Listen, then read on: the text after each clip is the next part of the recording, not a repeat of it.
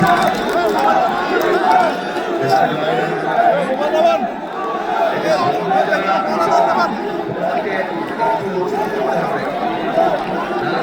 বন্ধ করতে হবে, স্লোগান বন্ধ করতে হবে। এটা কিন্তু আমার নানা বাড়ি, নানা বাড়ির উপরে কিন্তু আবদার আছে। খুব শান্ত হয়ে বুঝতে হবে, শান্ত হয়ে না বুঝলে কথা বলবো না, একদম শান্ত হতে হবে। শান্ত না হলে তাহলে কথা বলবো না। এই তাহলে আমি বসে গেলাম।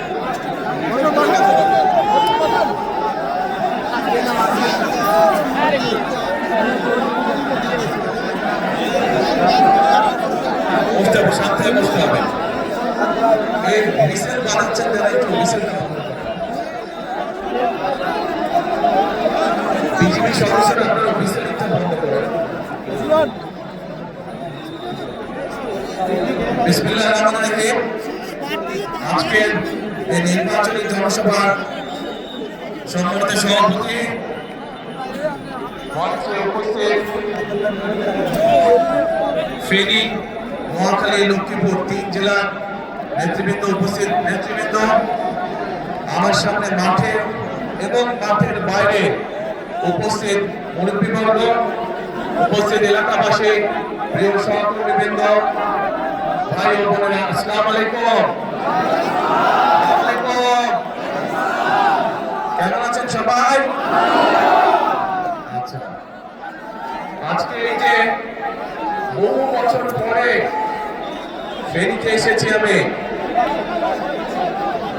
আজকে সকালে আমার প্রথম মিটিংটা ছিল চট্টগ্রামে। চট্টগ্রামের সাথে আমার একটা আবেগ গণসম্পর্ক রয়েছে। আর ফেনীতে তারপরে মিটিং এ আসলাম, ফেনীর সাথে রয়েছে আমার একটা আত্মীয়তার সম্পর্ক। যেটা নোয়াখালীর সাথে রয়েছে একটা আত্মীয়তার সম্পর্ক। প্রিয় ভাই বোনেরা, আপনাদের যেমন দাবি আছে বিএনপির কাছে, ঠিক একইভাবে বিএনপিরও কিন্তু দাবি আছে আপনাদের কাছে। ঠিক ঠিক বলেছি? এই যে পিছনে যারা আছেন, ফেনী, নোয়াখালী, লক্ষ্মীপুরের মানুষের যেমন বিএনপির কাছে একটা দাবি আছে, জোর দাবি এলাকার উন্নয়নের ব্যাপারে, মানুষের সমস্যা দূর করার ব্যাপারে, ঠিক বিএনপির একটা দাবি আছে না আপনাদের কাছে? কি সেই দাবি? কি সেই দাবি? ধানের শীষকে জয়যুক্ত করা, ধানের শীষকে জয়যুক্ত করা। এখন প্রিয় ভাই বোনেরা, আমরা রাজনীতি করি, আমরা রাজনীতি করি কাদের জন্য? দেশের মানুষের জন্য আমরা রাজনীতি করি। স্বাভাবিকভাবে আমরা যখন দেশের মানুষের জন্য কাজ করতে চাইব, তখন আমাদের পরিকল্পনা থাকতে হবে। আমরা যা বলবো, আমরা আপনাদের সামনে চেষ্টা করব সেই কাজগুলো বাস্তবায়ন করার জন্য। কারণ আমরা মনে করি জনগণই হচ্ছে বিএনপির সকল রাজনৈতিক ক্ষমতার উৎস। সেই জন্যই প্রিয় ভাই বোনেরা, আপনারা দেখেছেন যে যখন আমি এই দেশে আসলাম প্রায় 17 বছর পরে, স্বৈরাচারের পতনের পরে, তখন কিন্তু আমি একটি কথা বলেছিলাম যে আমি দেশের মানুষের জন্য কিছু পরিকল্পনা তৈরি করেছি। সেই পরিকল্পনাগুলি হচ্ছে কিভাবে,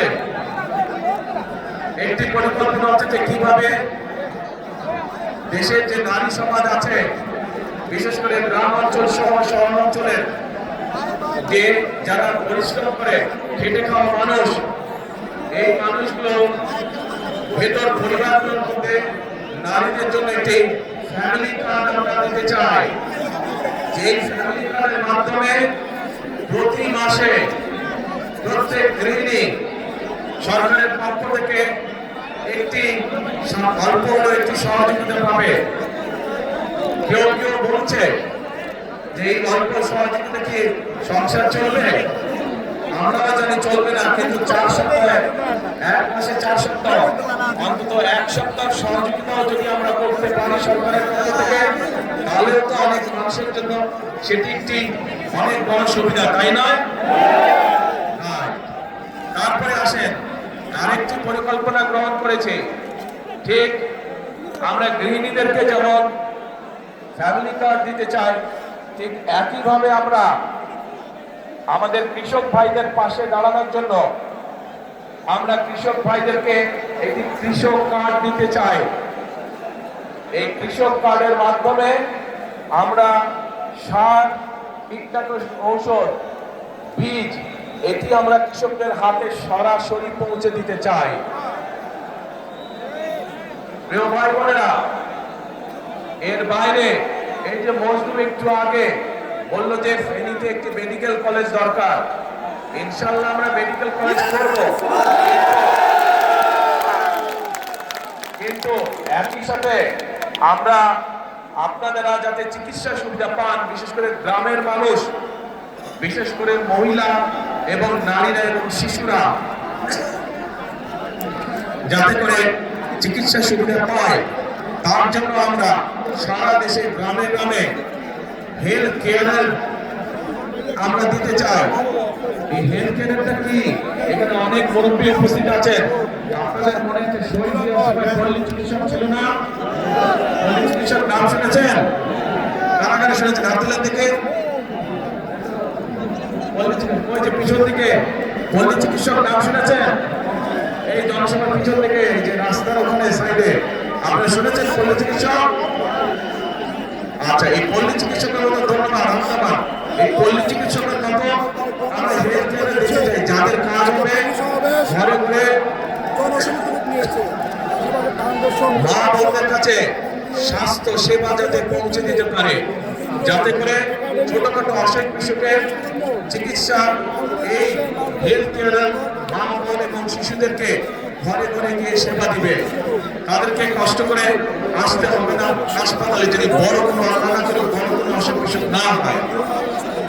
এরপর আমরা আরেকটি কর্মসূচি পালন করতে চাই। প্রিয় ভাই বোনেরা, আপনাদের মনে আছে এই 1 বছর 6 বছর আগে হঠাৎ করে একটা বন্যা আসলো, ফেনী নদীর পানি দিয়ে আসলো না?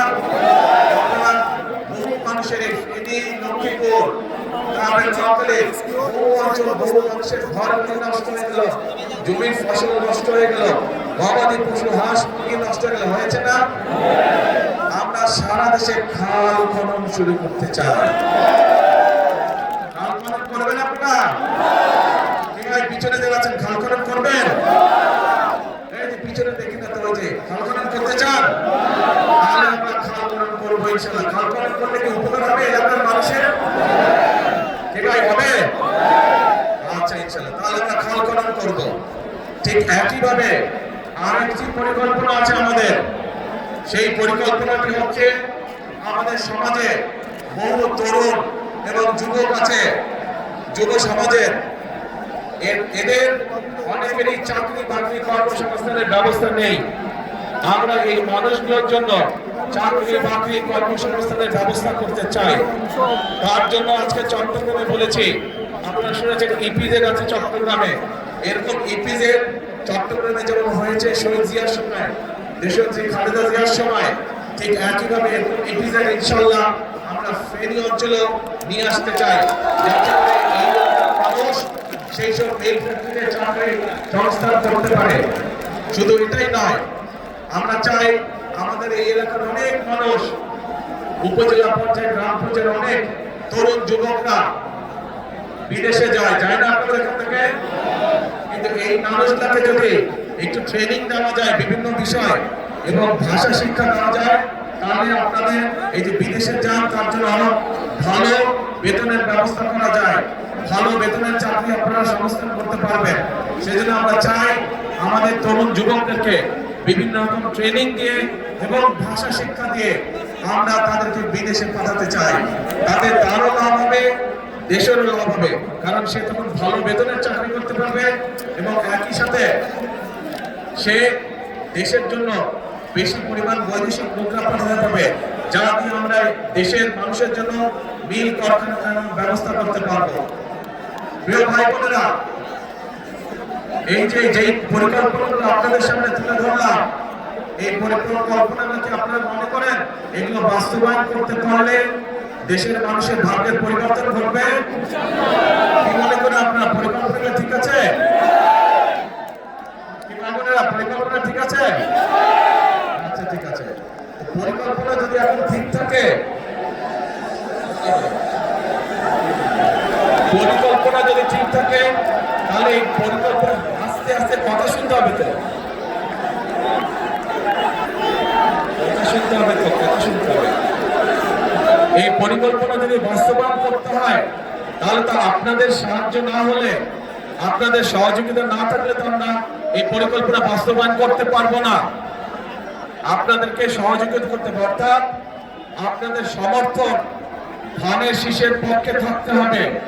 আপনারা যদি ধানের শীষের পক্ষে সমর্থন দেন, ধানের শীষ নির্বাচিত হলে আগামী 12 তারিখের নির্বাচনে, তাহলে যে পরিকল্পনার কথাগুলো আপনাদের সামনে বলেছি, এই পরিকল্পনাগুলো আমরা বাস্তবায়ন করতে পারবো। প্রিয় ভাই বোনেরা, আপনারা দেখেছেন সারা দেশের মানুষ সাক্ষী আছে কিভাবে গত 15 বছর মানুষের কথা বলার অধিকারকে দাবিয়ে রাখা হয়েছিল, কিভাবে মানুষের ভোটের অধিকারকে দাবিয়ে রাখা হয়েছিল। প্রিয় ভাই বোনেরা, 2024 সালের 5ই আগস্ট ছাত্র জনতার আন্দোলনের মুখে সেই স্বৈরাচার পালিয়ে যেতে বাধ্য হয়। আজ একটি পরিবর্তনের সময় এসেছে। আজকে সবার মধ্যে দাঁড়িয়ে আমি হয়তো আপনাদের সামনে আমাদের অন্য রাজনৈতিক প্রতিপক্ষ যারা আছে সেই প্রতিপক্ষদের সম্পর্কে হয়তো অনেক কথা বলতে পারতাম, কিন্তু সেই প্রতিপক্ষদের সম্পর্কে যদি আমি কথা বলি তাতে জনগণের কি কোনো লাভ হবে? জনগণের কোনো লাভ হবে না। জনগণের লাভ তখনই হবে যখন আমরা পরিকল্পিতভাবে খাল খনন করতে পারবো। জনগণের লাভ হবে যখন আমরা পরিকল্পিতভাবে আপনাদেরকে স্বাস্থ্য সেবা দিতে পারবো। জনগণের লাভ হবে যখন আমরা আমাদের তরুণ যুবক তরুণদের জন্য বা বোনদের জন্য আমরা কর্মসংস্থানের ব্যবস্থা করতে পারবো। জনগণের লাভ হবে যখন আমরা আপনাদের জন্য রাস্তাঘাট, ব্যবসা বাণিজ্য অর্থাৎ আইন শৃঙ্খলা সঠিক রাখতে পারবো, তখনই জনগণের লাভ হবে। রাজনৈতিক প্রতিপক্ষ সম্পর্কে অনেক কথা বলা যায়, কিন্তু তাতে জনগণের লাভ কোনোই হবে না। কেউ ভাই বোনেরা, আসুন 5ই আগস্টের পরে দেশের মানুষ পরিবর্তন চায়। যে পরিবর্তনের ফলে দেশের মানুষের সমস্যা ধীরে ধীরে কমে আসবে। সেজন্যই আমাদেরকে পরিশ্রম করতে হবে, আমাদেরকে কাজ করতে হবে, আমাদের কৃষকদের ফসলের উৎপাদন বৃদ্ধি করতে হবে, আমাদের মা বোনদেরকে অর্থনৈতিকভাবে স্বাবলম্বী করতে হবে, আমাদের তরুণদের যুবকদের কর্মসংস্থানের ব্যবস্থা করতে হবে, আমাদের মানুষরা, দেশের মানুষ যাতে নিরাপদে রাস্তাঘাটে চলাচল করতে পারে, নিরাপদে ব্যবসা বাণিজ্য করতে পারে, নিরাপদে চাকরি বাকরি করতে পারে, সেই জন্য আইন শৃঙ্খলা ব্যবস্থাকে কঠোর হস্তে নিয়ন্ত্রণ করতে হবে। আমাদেরকে জনগণের তখনই ভাগ্যের পরিবর্তন হবে। আমরা দেখেছি বিগত স্বৈরাচারের সময় কিভাবে এই দেশের জনগণের সম্পদ লুটপাট করে বিদেশে পাচার করে দেওয়া হয়েছিল। আমরা যে সকল পরিকল্পনা আপনাদেরকে বললাম, এগুলো আমরা তখনই বাস্তবায়ন করতে পারবো এবং এইসব পরিকল্পনা জনগণের ভাগ্যের পরিবর্তন তখনই করতে পারবে যখন আমরা এই যে দুর্নীতির লাগাম টেনে ধরতে পারবো, তখনই আমরা এইসব পরিকল্পনা বাস্তবায়ন করতে পারবো।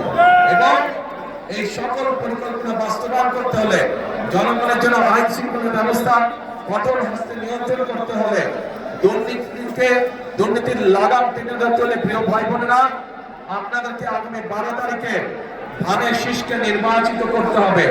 কারণ যে পরিকল্পনার কথাগুলো আপনাদের সামনে আমি তুলে ধরলাম, এই পরিকল্পনাগুলো হচ্ছে ধানের শীষের পরিকল্পনা।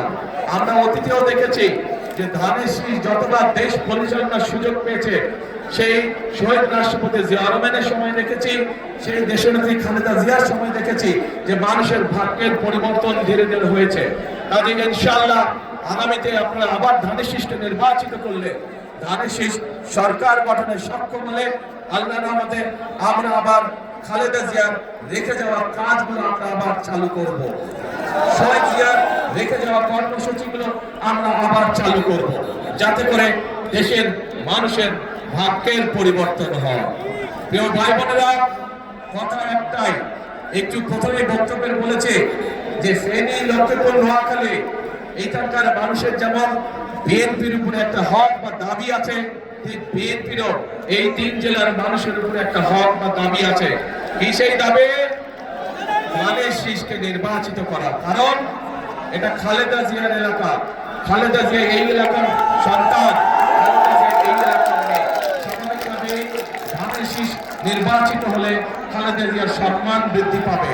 এবং আমি মনে করি এই এলাকার মুরব্বী সহ, মা বোনেরা সহ, তরুণ যুবক সহ, তরুণরা সহ সকলে তাদের এলাকার সন্তান খালেদা জিয়ার সম্মান আসমানের উপরে তুলে ধরবে ইনশাআল্লাহ।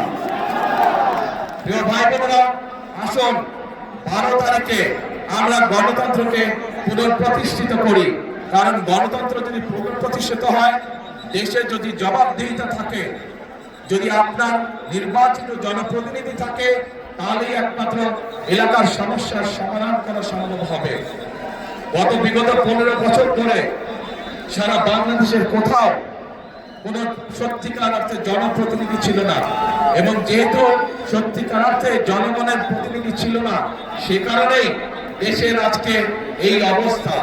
আমরা দেখেছি কিছু সংখ্যক মানুষের ভাগ্যের পরিবর্তন হয়েছে, কিন্তু 98% মানুষের ভাগ্যের পরিবর্তন হয়নি। আমাদের কাজ হচ্ছে গ্রামের, দেশের খেতে খাওয়া মানুষের ভাগ্যের পরিবর্তন করা। আপনার গণতন্ত্রের বুনিয়াদ যদি শক্তিশালী করতে হয়, তাহলেই একমাত্র সম্ভব জনগণের অংশগ্রহণের মাধ্যমে গণতন্ত্রের বুনিয়াদ শক্তিশালী করা। এবং গণতন্ত্রের বুনিয়াদ যত শক্তিশালী হবে, তত মানুষের ভাগ্যের পরিবর্তন হবে। প্রিয় ভাই বোনেরা, আমরা বিশ্বাস করি এই দেশকে যদি এগিয়ে নিতে হয়, বাংলাদেশের মানুষ যেভাবে এই দেশকে কল্পনা করে, বাংলাদেশের মানুষ তাদের সামনে এই দেশের সম্পর্কে যে প্রত্যাশা, সেই প্রত্যাশা তখনই বাস্তবায়ন করা সম্ভব আমরা যারা গণতন্ত্রে বিশ্বাস করি।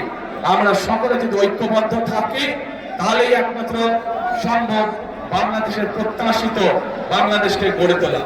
এবং সেই প্রত্যাশিত বাংলাদেশ গড়ে তুলতে হলে আপনাদের সকলের সহযোগিতা প্রয়োজন।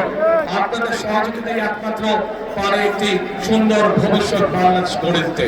সেজন্যই আমি সবসময় একটি কথা বলি, করব কাজ, কে করব কাজ, করব দেশ, সবার আগে বাংলাদেশ। আবার বলি, করব কাজ, সবার আগে বাংলাদেশ। প্রিয় ভাই বোনেরা, এই যে এখানে আপনার সামনে আসে, আপনার প্রার্থীদের সাথে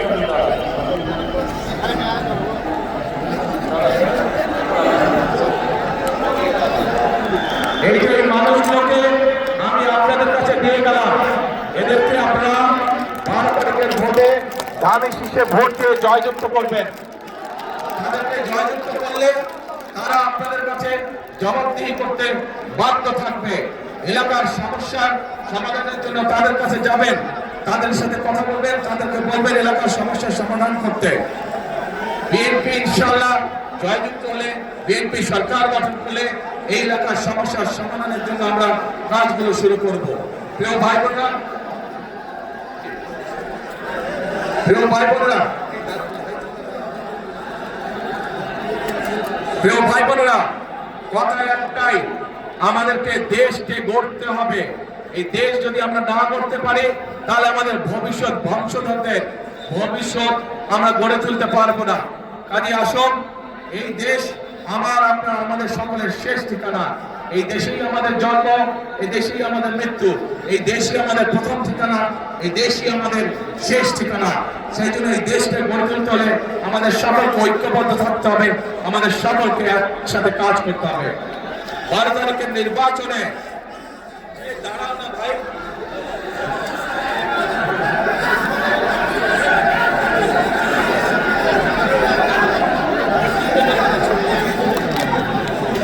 প্রিয় ভাই বোনেরা, বিগত 15 বছর যেমন আপনাদের ভোটের অধিকার কেড়ে নেওয়া ছিল জোর করে, এখন যখন আবার গণতন্ত্রের ভিত্তি, গণতন্ত্রের চলার পথ শুরু হয়েছে, তখন একটি মহল কিন্তু ষড়যন্ত্র শুরু করেছে।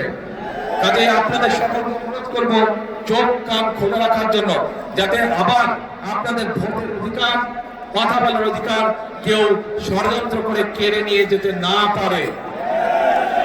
ভোটের দিন কখন যাবেন ভোট দিতে? কখন যাবেন ভোটের দিন? এইবার ভোটের দিন যারা যারা তাহাজ্জুদ পড়েন না, তাহাজ্জুদের ওয়াক্তে উঠতে হবে। যারা পড়েন তাহাজ্জুদ ঠিক আছে, তারা তো পড়েনি, তাহাজ্জুদ ঘরে পড়ে আর যার যার ভোট কেন্দ্রে যাবেন। ভোট কেন্দ্রে গিয়ে ওখানে ভোট কেন্দ্রের সামনে ফজরের জামাত নামাজ আদায় করবেন জামাতে করে, তারপর 7টা থেকে ভোটের লাইনে দাঁড়িয়ে যাবেন। একদম হিসাব নিকাশ বুঝে তারপরে ঘরে ফিরবেন। শুধু ভোট দিয়ে ঘরে ফিরবেন না, হিসাব বুঝে নিয়ে ঘরে ফিরবেন। আজকে এই দেশের জনগণের সঠিক সিদ্ধান্তের উপরে নির্ভর করছে আগামী দিনের বাংলাদেশের ভবিষ্যৎ। ইনশাআল্লাহ আমরা যদি সকলে ঐক্যবদ্ধ থাকি, আমরা যদি সকলে একসাথে থাকি, ইনশাআল্লাহ আমরা আমাদের প্রত্যাশিত বাংলাদেশ গঠনের কাজ শুরু করতে পারবো। আল্লাহ হাফেজ। বাংলাদেশ জিন্দাবাদ, বাংলাদেশ জাতীয়তাবাদী জিন্দাবাদ। আসসালামু আলাইকুম। আপনাদের সাথে আবার দেখা হবে ইনশাআল্লাহ। আসসালামু আলাইকুম।